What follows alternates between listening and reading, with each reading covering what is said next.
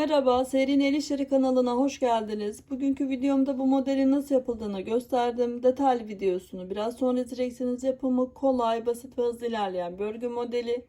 Detaylara dikkat ettikten sonra rahatlıkla yapabileceğiniz güzel ve şık bir model. Modelimiz birbirini tekrarlayan bir model ama sadece modelde yerler değişiyor, kaymalar oluşuyor. Modelimizi 3 ilmek ve katlar üzerine yaptık.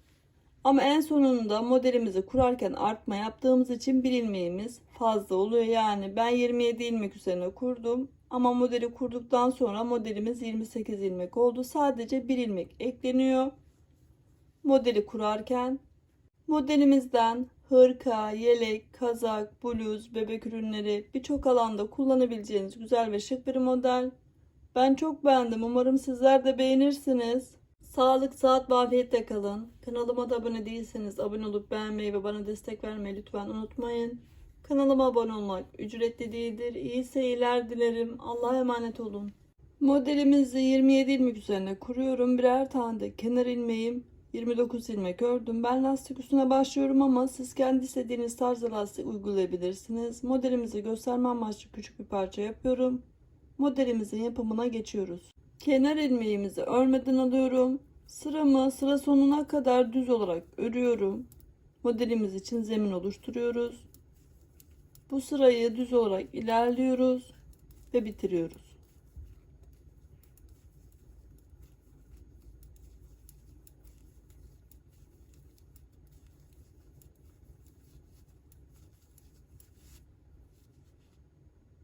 Modelimizin arka yüzündeyiz. Kenar ilmeğimizi örmeden alıyorum. Modelimizin sürekli arka yüzünü göstermeyeceğim. Modelimizin arka yüzü ters olarak örülüyor. Ve bu şekilde sıramızı sıra sonuna kadar ilerletiyoruz.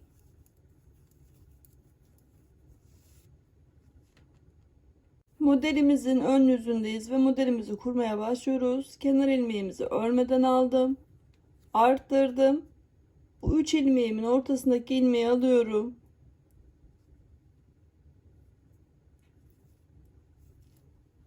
Ve bu şekilde ilmeğimin üstüne koyuyorum. Bir ilmek alıyorum. İlmeklerimi şişimden çıkartmıyorum. Tekrar aynı yerden arkadaki ilmeğimizi alıyorum. 3 ilmeğin içinden 2 ilmek çıkarttık. Yani bir ilmek düşürüyoruz.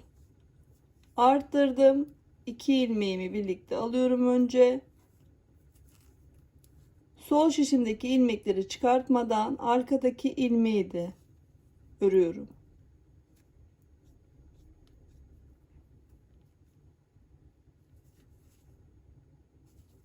Arttırdım. 3 ilmeğimizi ortasındaki ilmekle önce baştaki ilmeği alıyorum. Sonra arkadaki ilmeği de örüyorum. Bir ilmek eksiltmiş olduk. Arttırdım. 2 ilmeği önce birlikte alıyorum. Ama şişimden bırakmadan arkadaki ilmeği de örüyorum. Arttırdığımız için ilmek sayımızda bozulma olmuyor. Bu şekilde sıramı sıra sonuna kadar ilerletiyorum.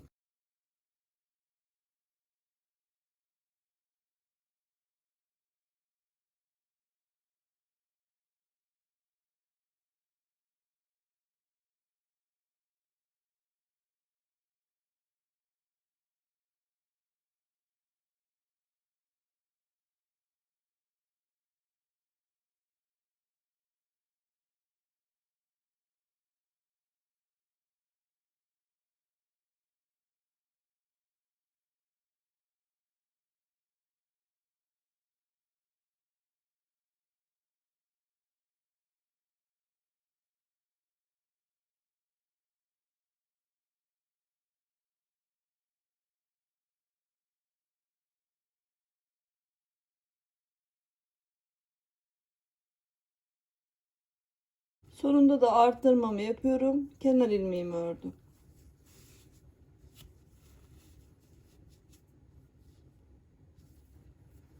Modelimizin arka yüzü dediğim gibi yine aynı şekilde ters olarak örülecek. Hiçbir işlem uygulanmayacak. Sıramızı sıra sonuna kadar ters örüyoruz.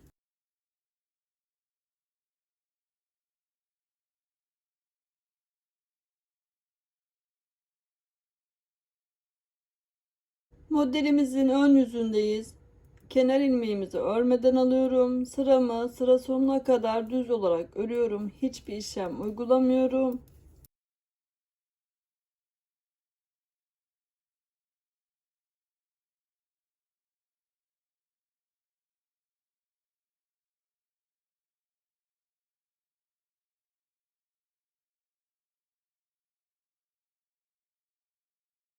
Modelimizin arka yüzünü de örüp tekrar modelimizin ön yüzünde modelimizi göstermeye devam ediyorum. Modelimizin ön yüzündeyiz. Kenar ilmeğimizi örmeden alıyorum. 2 ilmeğimi sağa kesiyorum. Arttırdım. Gördüğünüz gibi ortadaki ajurumuzdaki ilmeğimiz. Bu sefer modelimizde yerler değişiyor. Bu sırada yine aynı şekilde 2 ilmeğimi birlikte alıyorum ama şişimden ilmeğimi bırakmıyorum. Sonra aynı yerden arkadaki ilmeği de örüyorum. Arttırdım, yine aynı şekilde 2 ilmeğimi sağa doğru bu şekilde ilmeğimi alıyorum ama bırakmıyorum. Tekrar aynı yerden arkadaki ilmeği de örüyorum. 3 ilmeğimizi 2 ilmeğe düşürdük. Arttırdım. Aynı şekilde yapıyoruz ve bu şekilde sıramızı sıra sonuna kadar ilerletiyoruz.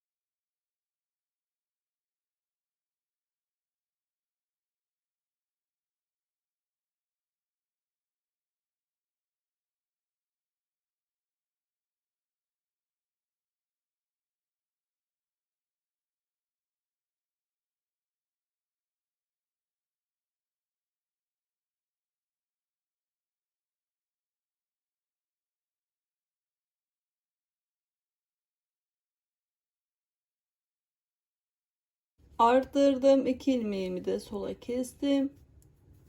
Kenar ilmeğimi ördüm. Modelimizin ikinci örneğini de kurduk. Modelimizin arka yüzünü örüp tekrar modelimizin ön yüzünde modelimizi göstermeye devam ediyorum. Modelimizin ön yüzündeyiz. Kenar ilmeğimizi örmeden alıyorum.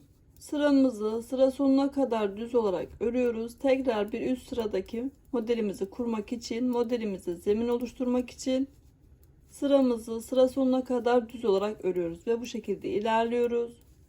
Modelimizin arka yüzünü de ters olarak örüp tekrar modelimizin ön yüzünde modelimizi göstermeye devam ediyorum. Modelimizin ön yüzündeyiz ve modelimizi ilk başta kurduğumuz gibi kuruyoruz. Kenar ilmeğimizi örmeden aldım, arttırdım. Ortadaki ilmeği öndeki ilmeğin üstüne alıyorum. Düz olarak aldım. Sol şişimden ilmeğimi bırakmadan tekrar aynı yerden arkadaki ilmeği de örüyorum. Üçüncü ilmeğimizi ördüm ve 3 ilmeği 2 ilmeğe düşürdük. Arttırdım. 2 ilmeği birlikte alıyorum. Şişimden bırakmadan tekrar aynı yerden arkadaki ilmeği de örüyorum. Ve bu şekilde 3 ilmeği 2 ilmeğe düşürüyoruz. Ve bu şekilde sıramızı sıra sonuna kadar ilerletiyoruz. Arttırıp aynı işlemleri uyguluyorum.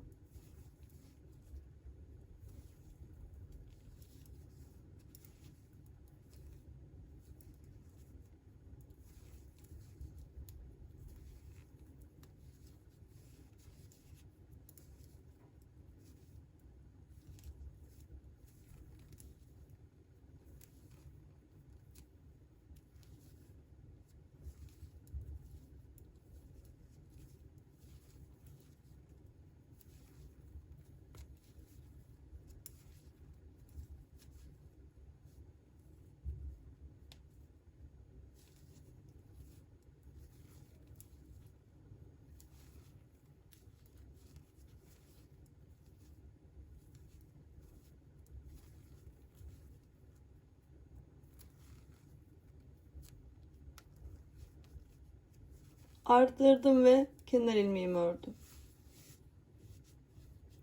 Modelimizin arka yüzünü örüp tekrar modelimizin ön yüzünde modelimize göstermeye devam ediyorum.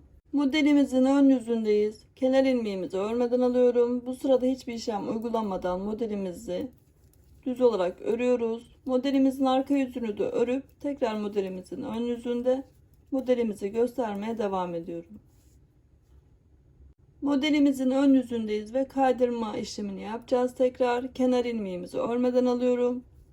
2 ilmeğimi sağa kesiyorum. Arttırdım, yine aynı şekilde ilmeklerimi alıyorum. Tekrar aynı yerden ikinci ilmeğimi de örüyorum. Ve bu şekilde sıramı sıra sonuna kadar ilerletiyorum.